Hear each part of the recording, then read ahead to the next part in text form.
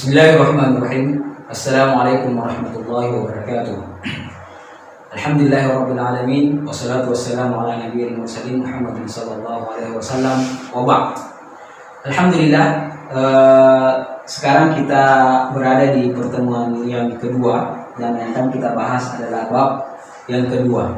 Nah, pada pertemuan sebelumnya kita telah membahas sedikit tentang anasirul lughah. Bahwasanya anasirul lughah ada tiga: aswat, suara, al-mufradat, mufradat kosakata, dan tarakibul alfaz, susunan kata. Nah, sebagaimana kemarin kita jelaskan bahwasanya yang akan menjadi stressing kita dalam membaca adalah mufradat dan tarakibul al-alfaz. Nah, kemudian di dalam bahasa Arab al-kalimah, kata, ini maknanya dalam bahasa Arab kata. Kata dalam bahasa Arab itu ada tiga. Kata dalam bahasa Arab ada tiga. Nah, mufradat, kalau kita di dalam kata, di dalam bahasa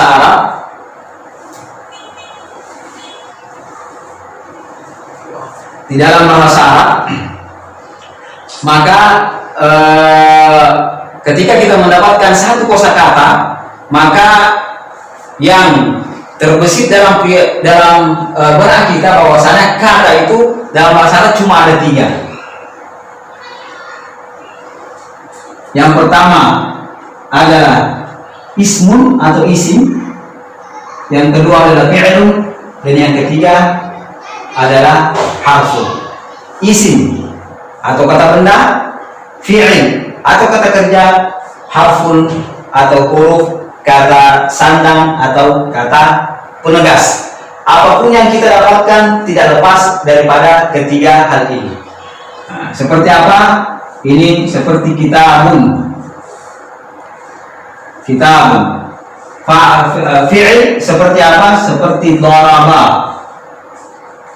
Telah memukul. Harfun seperti apa? Seperti fi, ba, lam, dan lain sebagainya. Nah, ini contoh-contoh daripada kalimat. Jadi ketika kita mendapatkan satu kata, misalnya kursiun, maka yang paling pertama terbesit dalam benak kita adalah ini apa? Apakah ini isim ataukah fi'il ataukah harf? Semua kata bahasa Arab yang kita dapatkan tidak lepas dari ketiga hal ini. Nah, makanya karena tidak lepas dari ketiga hal ini, maka kita harus tahu apa itu isim, apa itu fi'il, dan apa itu huruf. Nah, isim secara maknanya adalah kata benda. Jadi semua yang merupakan kata benda, biasanya benda itu yang dapat dijangkau oleh panca indera. Jadi semua yang dapat dijangkau oleh panca indera itu adalah isim. Nah, apapun yang dijangkau oleh panca indera itu adalah isim. Nah, itu dari segi maknanya. Kemudian dari segi tanda-tandanya, untuk pertama, tanda isim itu yang ada dan paling banyak ada dua. Yang pertama adalah tanwin, yang kedua adalah dukhulu al-alif wal lam. Nah, tanwin dan masuknya alif lam. Ini tanda yang paling banyak ada dua. Untuk sementara yang kita pelajari ada dua saja dulu. Jadi, dan kedua tanda ini tidak pernah bertemu dalam satu kata. Jadi kalau kita agung mengatakan ini kita agung, berarti ini di tanwin. Tanwin itu kalau bukan dhammatain, fathatain, kasratain, ya kan? Itu tanwin. Nah, kemudian dimasuki oleh alif lam. Kalau dimasuki oleh alif lam, al menjadi al-kitabu. Kenapa? Tanwin dan alif lam tidak bisa bertemu dalam satu kata. Oke, itu yang pertama. Kemudian yang kedua, fi'il ini dibagi tiga. Nah, fi'il ini dibagi tiga. Ada namanya fi'il madhi, fi'lul madhi. Yang kedua ada namanya fi'il mudhari', dan yang ketiga ada namanya fi'il amar. Fi'il madhi adalah kata kerja yang menunjukkan lampau. Makanya kalau ada fi'il madhi, maka di dalamnya ada kata bahwa ada makna bahwasanya pekerjaan tersebut telah selesai dikerjakan. Seperti daraba. Daraba ini maknanya adalah dia telah memukul. Bagaimana tanda-tandanya? Tanda-tandanya biasanya untuk pertama dia memiliki 3 baris. Ada 3 huruf dan barisnya berharakat semua, tidak ada sukunnya, berturut-turut. Daraba. Itu yang pertama. Meskipun itu tidak dijadikan ulama sebagai tanda, tapi untuk pembacaan kita insyaallah itu sedikit akan membantu kita dalam mengidentifikasi. Kemudian tanda yang kedua adalah dapat dimasuki oleh ta'nis sakinah. Jadi ta itu ada 2, ada namanya ta maftuha, ada namanya ta marbutah. Kalau ini biasanya masuk sama fi'il, ini masuk sama isim. Nah, nanti akan ada ininya nantinya. Nah, ini darabat. Itu namanya ta ta'nis sakinah. Untuk perempuan, artinya dia perempuan telah memukul. Dia perempuan telah memukul. Makanya kalau ditanya apa tanda-tanda daripada fi'il madhi, itu dapat dimasuki ta ta'nis sakinah. Kemudian fi'il mudhari apapun, bisa nasara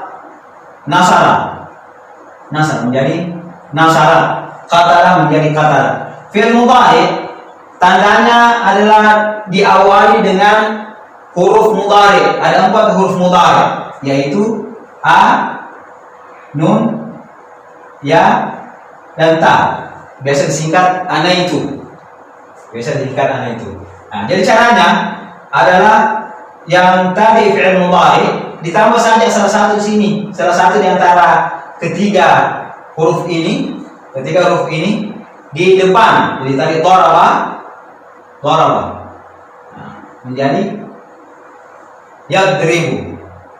Daraba yadribu. Atau bisa kalau nasara yang suruh. Nah, ini di fathah, kemudian setelahnya disukun, dan yang terakhir di dhamma. Di sini untuk huruf di sini tidak usah dulu terlalu diperhatikan. Nanti ada penjelasan tersendiri. Nah, kemudian ini jadi bisa yadribu, bisa adribu, bisa tadribu. Nah, semuanya beda-beda. Kalau ini untuk saya adribu, saya memukul, saya sedang memukul. Kalau nun, kami sedang memukul. Kalau ya, dia laki-laki sedang memukul. Kalau ta, kamu sedang memukul, ataukah dia perempuan sedang memukul. Kemudian yang ketiga adalah fi'il amar. Fi'il yang menunjukkan perintah, seperti uf'ul atau uktul. Nah, ini tandanya biasanya huruf terakhirnya itu disukun. Jadi uktul. Nah, apa tanda selanjutnya adalah ini bisa dimasuki oleh ya. Bisa dimasuki oleh ya, atau yang menunjukkan perempuan. Uktul menjadi uktuli. Nah, ini tidak bisa dimasuki oleh tandanya madhi. Uktul tidak bisa. Makanya ini merupakan tandanya. Oke, insyaallah di pertemuan yang ke-9 insyaallah ini akan lebih diperdalam lagi. Jadi cuma untuk pengenalan pertama.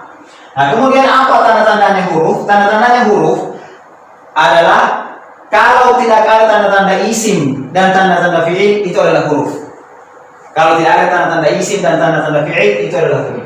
Dan huruf ini biasanya terdiri dari 1 atau 2 huruf saja, seperti bi, kan? Seperti dalam sumpah billahi ataukah lil madrasah. Lil madrasah ini li, satu huruf. Satu huruf. Dan biasanya huruf ini mengikuti ke sini. Kalau bukan fi'il yang diikuti, ini isim. Jadi huruf ini tidak bisa berdiri sendiri. Dia pasti ikut sama, kalau bukan isim, dia ikut sama fi'il. Kemudian ini alif lam. Alif lam ini dalam pembacaannya ada namanya alif lam asy-syamsiyah dan ada namanya alif lam qamariyah. Artinya apa? Artinya ada di dalam kata-kata bahasa Arab itu cara pengucapan alif lam ini jika dihubungkan dengan satu kata, maka salah satunya di antara kedua ini, syamsiyah atau qamariyah. Apa bedanya? Kalau alif lam asy-syamsiyah itu alif lamnya tidak dibaca. Seperti apa? Seperti Ar-Rahman. Jadi Ar langsung tasdid Ar-Rahman. Kalau Al-Qamariyah maka itu dibaca seperti Alhamdu. Ya kan? Jadi saya membacanya ini langsung Ar-Rahman, ini Alhamdu. Nah, untuk lebih pendalamannya, insya Allah bisa dilihat di modulnya tentang huruf-huruf yang masuk di dalam kategori asy-syamsiyah dan masuk dalam kategori al-qamariyah. Kemudian terakhir setelah kita ketahui bahwasanya mufradat di dalam bahasa Arab itu cuma ada 3, imaliyah, isim, fi'il, huruf. Nah, jadi kosakata dalam bahasa Arab itu semuanya cuma ada 3 ini.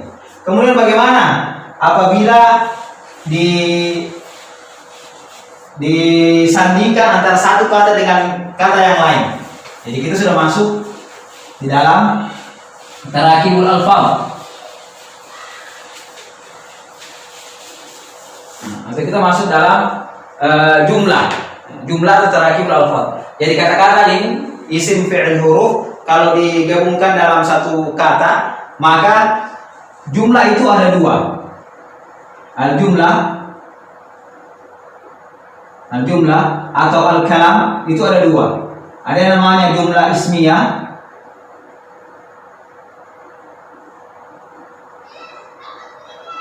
ada yang namanya jumlah fi'liyah. Nah, jadi jumlah ismiyah. Bagaimana caranya kita membedakan antara jumlah ismiyah dan jumlah fi'liyah? Maka yang dilihat adalah untuk membedakan keduanya, yang dilihat adalah kata pertamanya. Kalau kata pertamanya adalah isim, maka dia adalah jumlah ismiyah. Kalau kata pertamanya adalah fi'il, maka dia adalah jumlah fi'liyah. Contohnya apa? Jumlah ismiyah seperti alhamdulillahi. Kalau jumlah fi'liyah seperti sami'allahu liman hamidah. Alhamdulillah, kenapa kita mengatakan jumlah ismiyah? Karena kata pertamanya adalah isim. Kenapa isim? Tandanya adalah dia beralif lam. Nah, kalau ini kenapa dia sami'a Allahu liman hamidah? Karena dimulai oleh fi'il. Nah, makanya ini untuk membedakan antara jumlah ismiyah dan jumlah fi'liyah, kita lihat kata pertamanya. Makanya ini ada erat kaitannya dengan pembahasan sebelumnya yang membahas tentang pembagian kata. Itu harus kita bisa mengetahui secara pasti atau mengetahui mana isim, mana fi'il, dan mana huruf. Oke?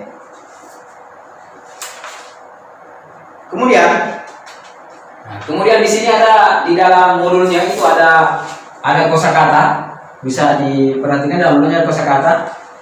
Yang pertama adalah kitabun. Dia isim fi'il atau huruf.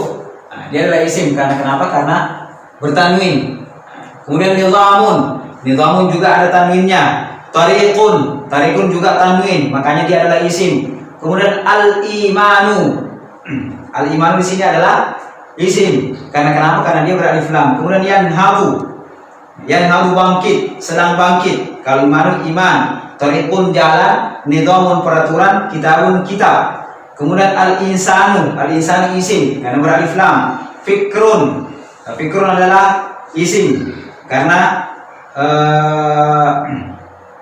bertanwin. Nah, di terakhir ada bi, li, min, hatta, an, ala, itu semua adalah huruf. Karena kenapa? Karena tidak ada tanda-tanda isim dan tanda-tanda fi'il di dalamnya. Yanhadu tadi sedang bangkit, dia adalah fi'il.